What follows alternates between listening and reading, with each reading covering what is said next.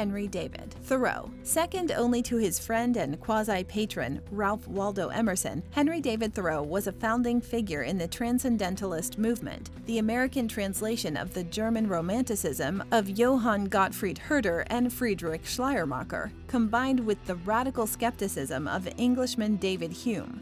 The Transcendentalists were forward-looking, politically and socially activist. They were ardent abolitionists in the years preceding the Civil War, and utopian in outlook.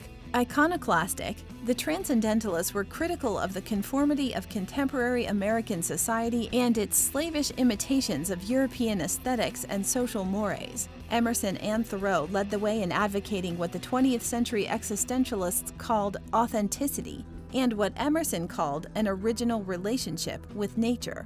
They attempted to enact their beliefs in such social experiments as the commune of Brook Farm and the experience of solitude in nature at wooded Walden Pond.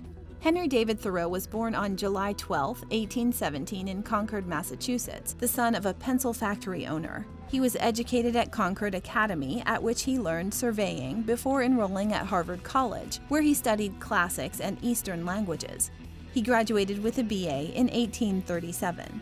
Thoreau returned to Concord after college and began a remarkable journal, which ran to 14 posthumously published 1906 volumes. He never married and worked briefly as a schoolteacher, a surveyor, and a handyman, as well as an occasional public lecturer. He was befriended by Ralph Waldo Emerson, who took him in to live with his family during 1841 to 1843 and 1847 to 1848. He was a featured contributor of essays to The Dial, a Transcendentalist periodical, and from July 1845 until September 1847, he embarked on what he called an experiment in living deliberately, in paring down life to its essentials and doing so in the quiet surrounds of nature. He built a hut on land owned by Emerson beside Walden Pond. He studied nature with the keen eye of a naturalist. Are you a philosophy student, or just have a general interest in philosophy? Since ancient times, brilliant philosophical teachings and dialogues taught by great luminous minds have deeply elevated the way we think and live. The Complete Philosophy Primer is a comprehensive, organized, easy-to-read, and all-encompassing guide specifically written for students in their first college-level philosophy course, as well as anyone with an interest in philosophy. With this jam-packed philosophical guide, you will optimize your knowledge in philosophy, logic, ethics, its history, and branches. Learn philosophical concepts, term definitions, and biographies. Find lists of essential books, films, blogs, websites, and other resources. Improve your writing skills. Learn how to argue effectively. And most of all, learn how to be a better student. Order your copy today to philosophize your mind and illuminate your wisdom. And at Walden, he wrote his first book, A Week on the Concord and Merrimack Rivers, 1849, based on an excursion he and his brother John had made 10 years earlier. He also took voluminous notes at Walden for what became his magnum opus, a philosophical memoir titled Walden, or Life in the Woods, which was published in 1854.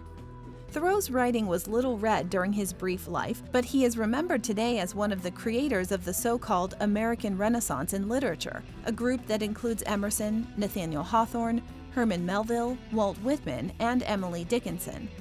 He transformed Transcendentalist philosophy into literature and is one of the world's great memoirists and nature writers.